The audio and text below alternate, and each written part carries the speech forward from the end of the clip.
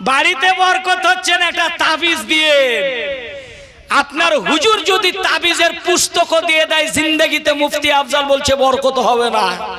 যেই বাড়িতে নামাজি নাই, যেই বাড়িতে কোরআনের তেলাওয়াত নাই, যেই বাড়িতে সালাম নাই, কালাম নাই, আল্লাহ ওই বাড়ি থেকে বরকতকে উঠায় নিয়েছে, বরকত দেন না। এই যুবক বসন্তীপুরের মুসলমান, ফজরের যখন আজান হয় মসজিদে, আমার আল্লাহ পাক ফেরেশতাদেরকে পাঠান একটা রহমতের থালা নিয়ে, রহমত ভরে পাঠায়। সাইফুদ্দিন, কালু, মোড়ল, মিন্টু, পিন্টু, চিন্টু, লুন্টু, বন্টু তার বাড়ির সামনে ফেরেশতা রহমতের থালা নিয়ে দাঁড়িয়ে থাকে। আর যারা নামাজ পড়ে, নামাজ পড়ার পর পবিত্র কোরআনের তেলাওয়াত করে, সূরা ইয়াসিনের তেলাওয়াত করে, আয়াতুল কুরসি পড়ে, যখন দোয়া করবে নামাজ পড়ার পরে, ইয়া আল্লাহ আমার বাড়িতে বেপনাহ বরকত দান করুন, আল্লাহ পাক আপনার দোয়া কবুল করবে। আর ওই ফেরেশতা আপনার বাড়িতে রহমতের থালাটা ঢেলে দিবে। জোরে বলে। আর যে বাড়িতে নামাজি নাই, একটা ইমানদার নাই, সুদ করে ভরা মাল, পেচিতে ভরা মাল, হারামে ভরা, ওই বাড়িতে নামাজি নাই। যখন ফেরেশতা আপনার বাড়ির গেটের সামনে দাঁড়ায়, যখন দেখলো কেউ উঠলো না নামাজ পড়ার জন্য, কেউ আল্লাহর নাম নিল না, ওই ফেরেশতা রহমতের থালাটাকে নিয়ে নিজের মালিকের দরবারে ফিরে চলে যায়। ভেবেছেন? আর বলছে হুজুর বরকত হয় না, বরকত হয় না, একটা তাবিজ দেন না গো, এটা তাবিজ দেন। যতই বলেন, যদি তাবিজ লেখাতে বরকতি হয়ে যেত তো হুজুর মসজিদে আর নামাজ পড়াইতো না, ওই তাবিজ লিখে লিখেই বড় লোক হয়ে যেত। কথা বলেন ঠিক কিনা? হ্যাঁ, তো তাবিজের চক্করে না, নামাজের চক্করে থাকেন। জোরে বলেন সুবহানাল্লাহ। কোরআন পড়বেন, তেলাওয়াত দিবেন। আগেকার মায়েরা এত সুন্দর কোরআনের তেলাওয়াত করতেন। আমার বয়স্ক আব্বাজিরা কোরআনের তেলাওয়াত করতে, আল্লাহু আকবার। যেখানে কোরআনের তেলাওয়াত হয়, স্বয়ং আল্লাহ পাকের ফেরেশতা কোরআন শোনার জন্য উপস্থিত হয়ে যায়। আপনার বাড়িতে নেই কোরআন পড়া, নাই নামাজি, তারপরে বলছে আল্লাহ আমাকে দেয় না, বড় লোক বানায় না, জিন্দেগিতে ফকির বানিয়ে দিল। ফকির বড় লোক হবে না। তো হযরতে উসমান গনির মতো যদি আপনি ব্যবহার করতে পারেন, যদি দানার ইজ্জত করতে পারেন, যদি রিজিকের ইজ্জত করতে পারেন, আল্লাহ পাক আপনাকে কারোর প্রতি বানিয়ে দিবে। জোরে বলুন। আমরা বিয়ে বাড়িতে যাই না, বিয়ে বাড়িতে যাওয়ার পর খাবার নি, ভাত নি, মাংস নি, এটা নি, ওটা নি, বিরিয়ানি আর নি, কিন্তু পেট ভরে যায়, বেটার চোখ ভরে না। চোখ ভরে না। ইস, সিনার হাড্ডিটা যদি পেতাম, ইস লেগ পিসটা যদি পেতাম, মানে পেট ভরে গেছে কিন্তু চোখ ভরে না। শোনেন, এই যে অপচয় নষ্ট করছেন খাবারগুলি, আপনি নষ্ট করছেন খাবারগুলি, এই খাওয়ার জন্য আপনার বাড়িতে বরকত নাই, আপনার টাকা ইনকামে বরকত দেয়নি আল্লাহ। হযরতে উসমান গনি এই দানার ইজ্জত করেছেন, এই খাবারের ইজ্জত করেছেন, আর আপনার রিজিকের ইজ্জত করেছেন। হযরতে উসমান গনি এমনি মালদার হয়নি, আল্লাহ মালদার বানিয়েছেন। জোরে বলেন। আজও সুরক্ষিত আছে তার মাল প্রোডাক্ট হযরতে উসমান গনি। তো হযরতে উসমান গনি নবীকে বলছেন, ইয়া রাসূলুল্লাহ আপনি আমার জন্য একটু দোয়া করিয়েন যে কিছু যেন মাল প্রোডাক্ট কম হয়, মানে যত মাল তত হিসাব, বুঝলেন না, যত মাল তত হিসাব। তো আল্লাহর রাসূল বলছেন ঠিক আছে, দোয়া কেমন করে কবুল হবে? কবুল তো আমি নবী হবেই, কিন্তু উসমান গনি যত তুমি দোয়া কম করতে বলবে যে মাল কম হবে, কিন্তু আল্লাহ আরো বাড়িয়ে দিবে। কেন? বলে ইয়া রাসূলুল্লাহ কেন? বলে শোনো উসমান গনি, তুমি যে দানার ইজ্জত করো, তুমি যে সম্মান করো, এই ইজ্জত সম্মান কারণে আল্লাহ তোমার রিজিকে আরো বরকত দান করতেছে। জোরে বলুন সুবহানাল্লাহ। তাহলে মুসলমানি বাড়ি, সুন্নাত বাড়ি, ভোজ বাড়ি, খাবার বেশি নেবে না, নষ্ট করবে না, সারা জীবন ফকির নিয়ে থেকে যাবে, বড় লোক হবে। বড় লোক হওয়ার একটাই পদ্ধতি, ইজ্জত করতে শিখুন। যে দানাটা পড়েছে না, সেটাকে ইজ্জত করতে শিখুন। উঠে আগে দাস্তারখান হতো ভাই, দশর তরফ থেকে, 10 বুঝেন, 10 মোড়ল বুঝেন তো, আগে দশর তরফ থেকে শামিয়ানা আর দাস্তারখান হতো, কিন্তু সব উঠে গেছে ডিজিটাল যুগে এসে। দাস্তারখানও কোথায় গেল আর মোড়ল উঠে গেল, আল্লাহ জানে, খুঁজে পাওয়া যায়। নিজে নিজে মোড়ল, নিজে নিজে মাতাব্বর, আর কাউকে কেউ ঠোকায় না, কি বলেন? কিন্তু শুনেন, দাস্তারখানে যদি মায়েরা একটা কাজ করে, বেটি বসন্তীপুরের মা, আগামী কালকে থেকে আপনার স্বামীকে একটা লাল কাপড় কিনতে বলবে। লাল কাপড় কিনে বলবে স্বামীকে, বলবে যে স্বামী গো, দাস্তারখানে আল্লাহর নবীজি যেভাবে খেতেন আমরাও সেটা দেখাবো। এটা সুন্নাত, আল্লাহ এতে বরকত দান করেছেন। দাস্তারখানে যদি কোনো দ্রব্য খাওয়ার পরে থাকে সেটাকে চেটে খাও, আল্লাহ রিজিকে বরকত বাড়িয়ে দিবে। জোরে বলুন। এই যে আমরা যদি বিয়ে বাড়িতে যাই, যদি একটু থালাটা চেটে খাই, হুজুর কি বলবে জানেন? ইস, কতদিন ধরে খাইনি গো, বলবে না? হ্যাঁ, কত ভুখা আছে লোকটা, খায়নি। হ্যাঁ, যদি চেটে খায়। আল্লাহ নবীজি যেই প্লেটটাতে, যেই আসবাবপত্রতে খেতেন, আল্লাহ নবীজি এইভাবে আঙুল ফিরিয়ে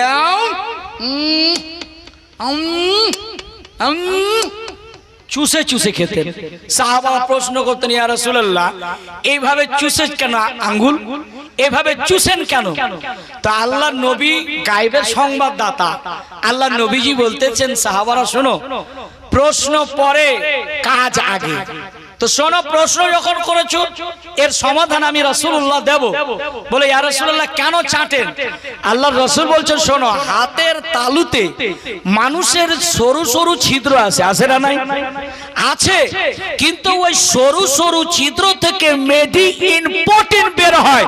মানুষ তেলযুক্ত খাবার খেলে আঙুল চেটে যদি খায়, সমস্ত তেলযুক্ত খাবারগুলি হজম হয়ে যায়। একটু হলো না জোরে সুবহানাল্লাহ, একটু জোরে ইয়া রাসূলুল্লাহ। চেটে চেটে খেতেন। আপনি আর চাটছেন? চাটেন না। আল্লাহ নবী চেটে চেটে খেতেন। আর আল্লাহ নবী বসতেন কি পদ্ধতিতে জানেন? এই হাঁটুটা, পাটাকে নিচে করতেন, এটাকে উঠিয়ে রাখতেন, এখানে হাত দিয়ে 3টা আঙ্গুলে, এই যে এই বৃদ্ধা আঙ্গুল দিয়ে আল্লাহ রাসূল নেওয়ালা ভরতেন। জোরে বলুন।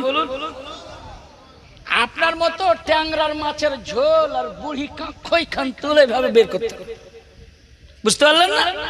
আল্লাহ রাসূল খেতেন বিধান। তো আল্লাহ রাসূল পানিও পান করতেন 3 শ্বাসে। আর আপনি এখন বোতল উঠেছে, মনে হচ্ছে ককলল পানি পান করছে হুজুর। আর গিলাস নাই, খুঁজে পাওয়া যায় না দাদা। বলে হুজুর বোতলে কাজ চালিয়ে দেন, মানে কাওয়ার ডাক আসছে না। তো এটা আল্লাহ রাসূলের পদ্ধতি না।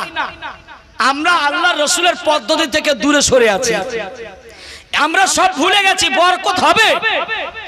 আপনি দেখবেন যারা নামাজ পড়তেছেন, বাড়ি যখন প্রবেশ করবেন, সর্বপ্রথমে বলবেন আসসালামু আলাইকুম ওয়া রাহমাতুল্লাহ। কি বলবেন? এখন সালামও ডিজিটাল উঠেছে, জানেন? সালাম আলাইকুম, সালাম আলাইকুম, সালাম আলাইকুম। ইমাম সাহেবকে সকাল সকালে এরকম সালাম আলাইকুম, সালাম আলাইকুম দিয়ে বলে, ইমাম সাহেব রাগ করে বলছে বলে হুজুর এটা কি উত্তর হইলো? বলে তুমি যে আমাকে সকাল সকাল মরতে বললে, ওর জন্য তোমাকে বলে তুইও মরে যা। সালাম আলাইকুম মানে তুম পর মৌত হো, ওয়ালাইকুম মানে তুইও মরে থাকবে, বাঁচ না বাঁচবে বাঁশরি গল্প শেষ। তো যেমন সালাম তেমন উত্তর নাকি? সালাম আলাইকুম, সালাম আলাইকুম মানে আসসালামু আলাইকুম বের হয় না, সালাম আলাইকুম, সালাম আলাইকুম। বরকত দিবে? বলে হবে বরকত গো? জিন্দেগিতে হবে না। আমরা সালামটা তো করতে ভালো মতো শিখিনি গো। সালাম করতে গেলে সূরা নূর, আর নূরের মধ্যে আল্লাহ পাক 519 মধ্যে এখানে আল্লাহ পাক এবং 511 মধ্যে 2 জায়গায় এসেছে। কি এসেছে জানেন? আল্লাহ পাক বলছেন ইয়া আইয়ুহাল্লাযীনা আমানু লা তাদখুলু বুয়ুতান গায়রা বুয়ুতুকুম হাত্তা তাস্তানিসু ওয়া তুসাল্লিমু আলা আহলিহা। জোরে বলুন সুবহানাল্লাহ। যখন কাউরি বাড়িতে যাবে, আল্লাহ বলছেন কাউরি বাড়িতে যাবে সর্বপ্রথমে সালাম করে দেওয়া, বিনা সালামে ঢুকবে না। ও ফারুকের বাপ নাম ধরে ধাক্কা। বাড়ির গার্জেন যে পরিবারের শ্বশুর হলো, বাড়িতে যখন যাবে খুকি না বের হলো বের করো, জোর করে বের করো, আসসালামু আলাইকুম। মানে বাড়িতে যদি বৌমা থাকে, স্ত্রী আরো পোতাবো যদি কি অবস্থায় আছে যেন তারা ঠিক হয়ে যায়। হাদিসে এসেছে এবং কোরআনে বলছেন, কোরআনে 511। এবার আরো এক জায়গায় এসেছে 519 মধ্যে, যে দেখেন আল্লাহ পাক বলছেন ফাইদা দাখালতুম বুয়ুতান ফাসাল্লিমু আলা আনফুসিকুম। জোরে বলুন সুবহানাল্লাহ। আল্লাহ পাক বলছেন সূরা নূরের মধ্যে 511 এবং 519 মধ্যে, সর্বপ্রথমে যখন কাউরি বাড়িতে যাবে তো সর্বপ্রথমে কি করা লাগবে? জোরে বলুন। সালাম দিচ্ছেন তো? দেন না। আল্লাহ রাসূল যেতেন 3 সালাম দেওয়ার পরে আব্দুল্লাহ আনসারীর বাড়িতে যখন উত্তর পান্নি ফিরে এসেছেন, আপনার মতো আমার মতো বেঢঙ্গার মতো ঢুকে যাবে, বুঝলেন না? কাউরি বাড়িতে গেলে বেটি কোন বান্ধবীর সাথে, খালার সাথে, বিটির সাথে দেখা হবে, সর্বপ্রথমে সালাম করবে আসসালামু আলাইকুম। আপনার ভাইয়ের সাথে, বন্ধুর সাথে, গায়েজের সাথে যখন দেখা হবে আসসালামু আলাইকুম করতে পারবেন? বলেন, জোরে বলেন, পারবেন তো? তো বলছে সালাম যদি করো তো বলছে কি বেনিফিট রয়েছে জানেন? মসজিদে যখন যাবে, কেউ নাই, নামাজ পড়েছে না, তো সর্বপ্রথমে যাবে, কেউ নাই, তো সর্বপ্রথমে বলবেন আসসালাতু আসসালামু আলাইকা ইয়া রাসূলুল্লাহ। নবীকে সালাম দিলেন মসজিদের ভিতরে। কেউ যখন ইবাদত করবে না, তখন কাউরি বাড়িতে যখন যাবে তখন সর্বপ্রথমে কি করবে? বসন্তপুরের মানুষ মনে থাকবে তো? মুফতি আফজালকে ভুলে যেতে পারো কিন্তু হাদিস ভুলবে না। এই সালামটা চালাবেন, দেখবেন অটোমেটিক যে ফজরে নামাজ পড়ে বাড়িতে প্রবেশ করে, বাড়িতে ঢুকে আমার আল্লাহ কত রহমত নাজিল করেছেন। আমার আল্লাহ পাক বলেন যেই বাড়িতে সালাম হবে, যেই বাড়িতে কালাম হবে, আমি আল্লাহ যারা সূরা ইয়াসিন এবং সূরা ইখলাস কুল হুয়াল্লাহু আহাদ আল্লাহুস সামাদ লাম ইয়ালিদ ওয়া লাম ইউলাদ ওয়া লাম ইয়াকুল লাহু কুফুয়ান আহাদ 3 বার পড়বে, সালাম দিয়ে ঢুকবে, আমি আল্লাহ ওই বাড়িতে বরকতে ভরে দিই। জোরে বলো, আর একটু জোরে বলতে হবে, না তো ভাববো যে মুফতি আফজাল কাজ শুনবে না, তোমরা গল্প শেষ, অল্প কথায় গল্প শেষ। যার শেষ ভালো তার সব, জোরে বলতে হবে, যার শেষ ভালো তার সব ভালো। চলুন, আল্লাহ পাক তো বললেন, যুবকরা একটুখানি তাফসীর শুনেন, ইনশাআল্লাহ ঈমান তাজা হয়ে যাবে। আমার আল্লাহ পাক বলতেছেন, বান্দা শোনো, আমি তোদেরকে মোহাব্বত করে বানিয়েছি, আমি 4 মাসে রূহ দান করি রে বান্দা। তারপরে আমার আল্লাহ কি বলছে দেখেন, ঈমান তাজা হয়ে যাবে। আমার আল্লাহ পাক আবারও বলতেছেন, কি বলতেছেন? আল্লাযী খালাকানি ফাহুয়া ইয়াহদিন। আল্লাহ পাক বলেন তোদেরকে আমি তৈরি করলাম, পয়দা করলাম, জগতে পাঠালাম, তোদেরকে রিজিক সাথে দিয়ে পাঠিয়েছি। জোরে বলে। টাইম হয়ে গেছে হুজুর, দেখেন চোখের খুমার বলছে হুজুর জলদি শেষ কিজিয়ে না। বলছে এক জায়গায় মসজিদে দোয়া করছে, দোয়া লম্বা হলো ঝামেলা। মসজিদে তারাবি দেইস হুজুর, জিন ফের তারাবির সময় ওই কি আতর, মনে হচ্ছে জিন ঘুরছে, ফারিস্তা ঘুরছে, হ্যাঁ না? আর 1 মাসের মধ্যে জানি না কয়টা যে নল আর টুটি আর কত যে ট্যাপের পাখনা আর ফ্যান পর্যন্ত জ্বালিয়ে দিয়েছে। যেমনই রোজা শেষ তেমনই মুক্তাদি লাপাতা, বলে আসসালামু আলাইকুম হুজুর, 1 বছর পর আবার মিলবো, কথা না আছে না? না এরকম নামাজি, কিন্তু শুনেন এমন নামাজি আল্লাহু আকবার, ফেরেশতা ওকে যে মালটা কোথাকার রে, কোন জাপান থেকে এসছে আরে এরকম উফের কিছু জানেন চাচা কি পড়লে গো কি বলছো যা পড়লাম চাচা আত্তাহিয়াত পড়ো তো তাশাহুদ বলে ওটাই পারি না গো ভাতিজা ওটাই জানা নাই আচ্ছা কি নিয়ত করলেন বলে বাংলাতে করলাম বলে বলেন তো সূরা ফাতিহা আলহামদুলিল্লাহি রাব্বিল আলামিন মালিক কিয়ামতিন কিয়া কানাবদু কিয়া কানাস্তাইন মালিক ওয়া তাল্লিন পাক্কা হাফেজ ফেল এমন করে কোরআন পড়লো একদম জিন কইছে রে বাপ রে ই তো আমার থেকে বাঁকা আছে না নাই আছে শুনেন আমার আল্লাহ পাক বলছেন বান্দারে তোদেরকে রিজিকটা সাথে দিয়ে পাঠিয়েছি আমি আল্লাহ তোরা না শুকরিয়া আদায় করবে না এই বলে না দু মুঠ মাকে খেতে দেয় না বাবাকে খেতে দেয় না ওই খাবারটুকু আপনার জন্য ভারী হয়ে যায় মনে রাখবে যুবক বসন্তপুরের আপনার খাই না আল্লাহ ওর রিজিকটা দিয়ে পাঠিয়েছে জোরে বলেন সুবহানাল্লাহ আল্লাহর প্রতি ভরসা রাখতে হবে আল্লাহ দিবে খুব দিবে ভরসা রাখতে হবে কিন্তু আমরা মানুষ তো না সবর আগে হুজুর মানওয়ার সালোয়ার সূরা বাকারার মধ্যে আছে না ভাঠোরা পুরি আর গোশত ভুনা হওয়া আসতো বনি ইসরায়েলের মানুষ যখন না শুকরিয়া আদায় করলো আরে খালি তো খালি আরো ভরে নে আল্লাহ বলে বন্ধ কর ই পাকায় আর একদম কি খোর একবার খেলো আর একবার না শুকরিয়া আদায় করে দিল আর একবার যে দিবে আল্লাহ এটা ভরসা রাখলো বন্ধ কর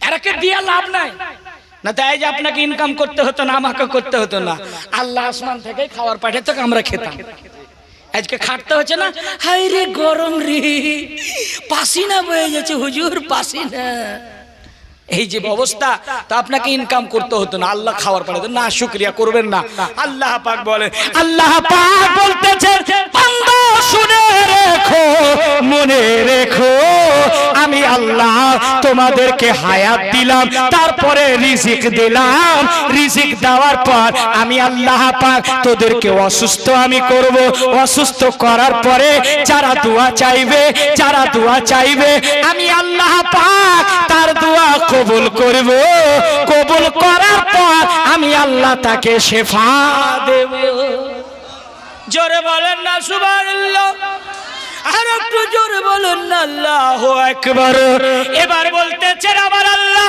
আমি রিজিকের মালিক আমি হায়াতের মালিক আমি সব কিছুর মালিক অসুস্থ আমি করি সুস্থ আমি করি এবার শুনে রাখ বান্দা মন খুলে শুনে রাখ যখন তোর বয়স হবে নির্ধারিত সময় হবে একটা মরণের গাছ রয়েছে সেই পাতায় তোর নাম লেখা আছে যখন পাতাটা হলুদ হবে সাবে বারাতের রাত্রে তোর নামটা নোট করা হবে কে এ বছর মারা যাবে কে কোথায় মারা যাবে সমস্ত লিস্ট করে দেওয়া হবে আমি আল্লাহ শুনে রাখো মনে রাখো যখন তোমার সময় আসবে আমি আল্লাহ তোকে মৃত্যু দেব মৃত্যু ঘটার পরে ওয়ালবাসে বাদাল মউত মৃত্যুর পরে যখন হাসরের মাঠে কায়েম হবে আবার তোদেরকে পুনরায় জীবিত করে উঠাইব হুজুর আফসোস করে নাকি